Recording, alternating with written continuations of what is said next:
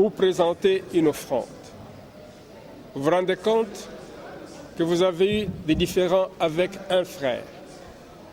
Arrêtez de présenter votre offrande, allez vous réconcilier avec votre frère et puis rentrez pour continuer votre prière. La Bible déclare que le péché non confessé et le conflit non résolu bloquent la prière.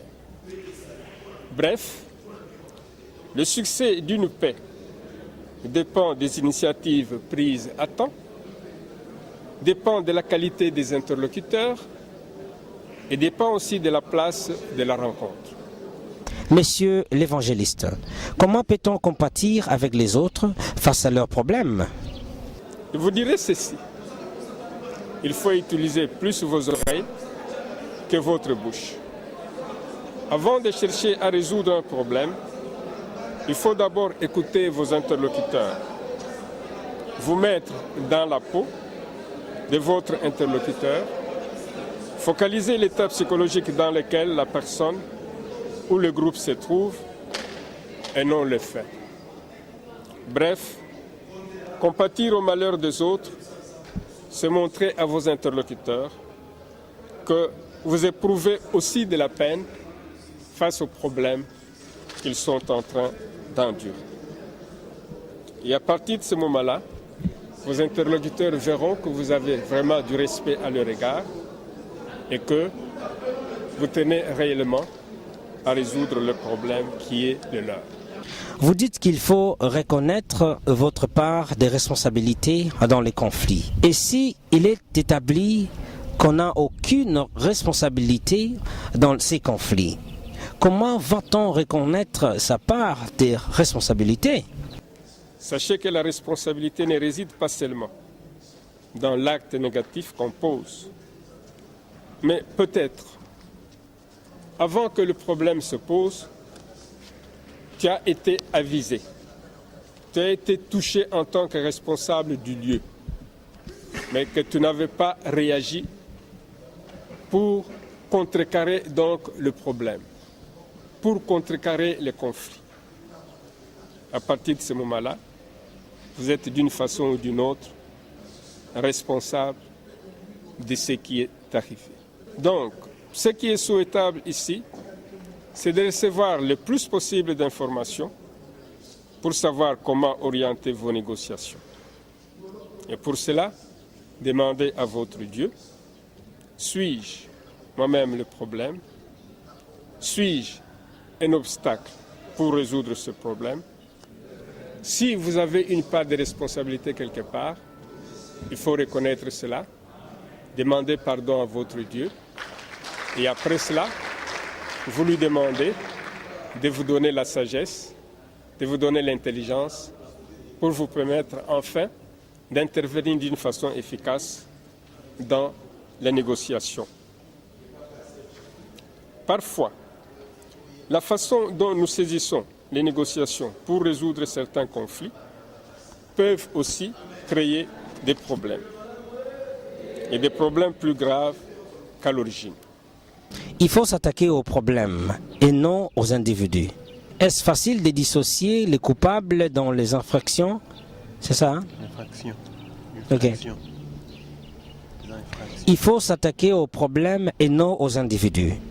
Est-ce facile de dissocier les coupables dans les infractions qu'il a commises? Le conseil que je peux te donner devant ce problème est celui-ci. Ne soyez pas pressés pour condamner ou pour blâmer. La Bible dit ceci.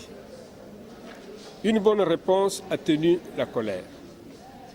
Mais une réponse ou une langue cassante suscite la colère. Tu n'obtiendras jamais ton objectif dans un état de colère. Choisis ainsi des mots avec sagesse. Une réponse douce est toujours mieux qu'une réponse moqueuse et méchante. Pour résoudre un conflit, tout dépend de ce que tu dis et de la façon dont tu le dis. Si tu présentes une situation d'une façon choquante, ton interlocuteur sera alors en position défensive. Dieu nous dit ceci: un homme sage, un homme mature, est connu par sa façon de comprendre son prochain. Plus sa parole est aimable, plus elle sera persuasive. Des remarques persistantes, continuelles, même en famille avec ses propres enfants, ne produisent pas toujours de bons résultats.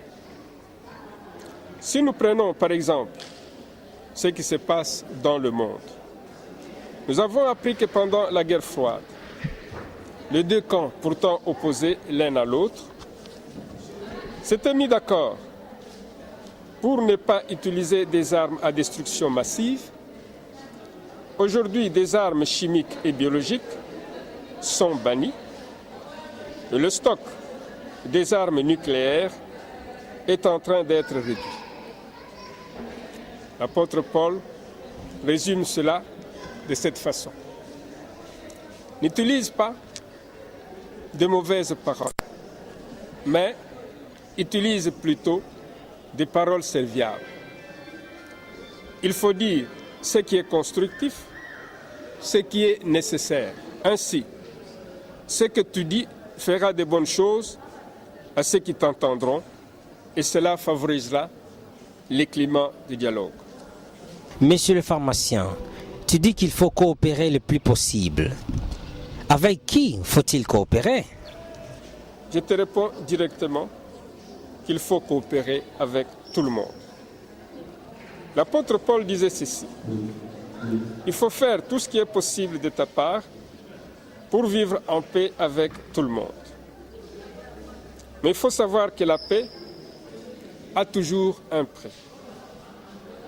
Parfois, elle nous demande des sacrifices, voire même au détriment de notre propre vie. Le cas de nos héros soldats qui meurent pour défendre la paix dans notre pays est vraiment éloquent.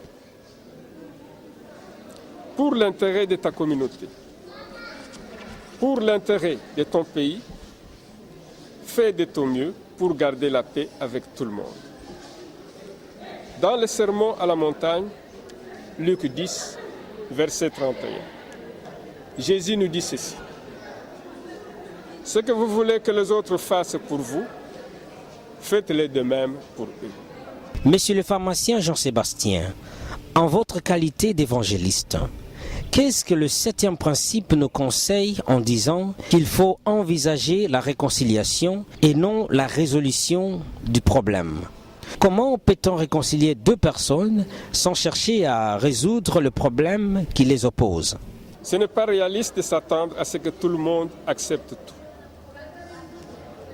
Lorsque nous focalisons sur la réconciliation, c'est-à-dire nous mettons l'accent sur la recherche de la paix, eh bien le problème perd sa gravité. Donc restaurer une communauté, nous pouvons restaurer une communauté lorsque nous sommes incapables de résoudre les différents problèmes qui les opposent. Dieu cherche l'unité et non l'uniformité. Prenons le cas dans une famille, l'homme et la femme sont mariés. Eh bien, ils sont complémentaires. Ils forment l'unité. C'est ce qui nous permet justement de dire 1 + 1 = 1.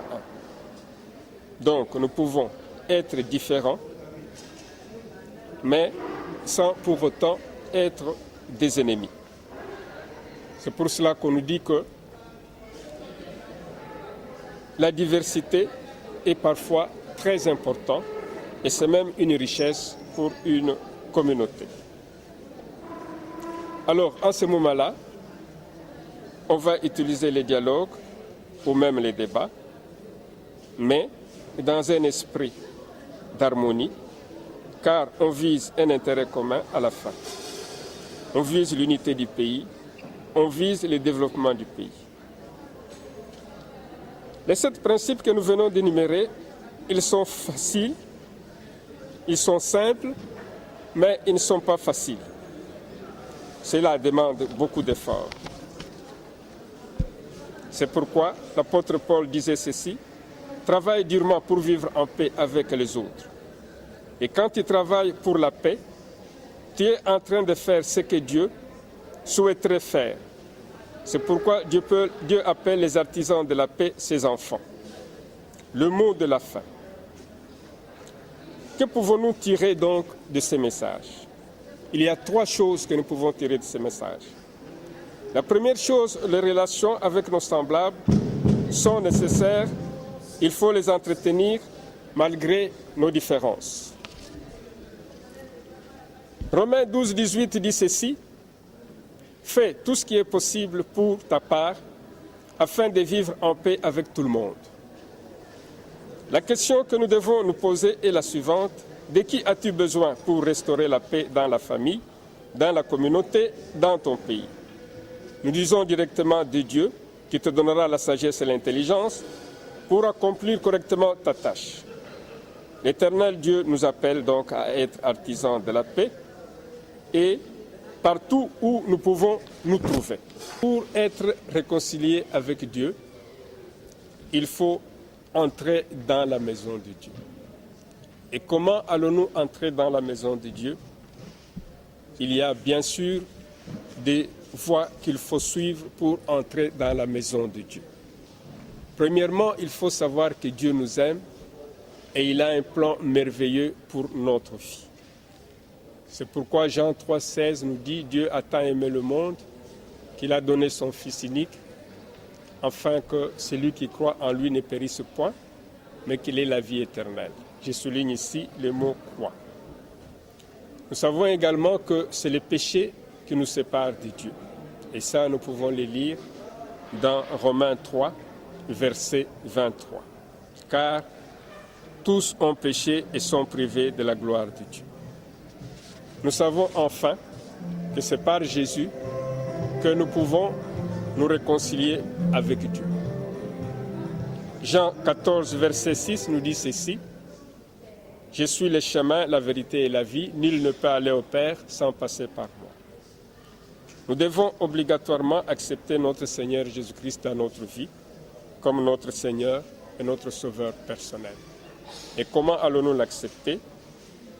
Jean 1, 12 nous dit ceci: « Mais à tous ceux qui l'ont reçu, à ceux qui croient en son nom, il a donné le pouvoir de devenir enfants de Dieu. »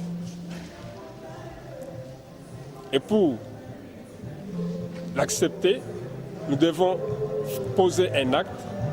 Et c'est ça qui est souligné dans Apocalypse 3, 20, où on nous dit ceci: « Voilà, je me tiens à la porte et je frappe. Si tu entends ma voix et tu ouvres, j'entrerai chez toi, je souperai avec toi et toi avec moi. » Mes chers frères, nous allons maintenant faire la prière de la fin. Cette prière que je vais faire, faites-en votre prière. Seigneur Jésus, je reconnais que j'ai dirigé jusqu'à présent seul ma vie et je te demande pardon.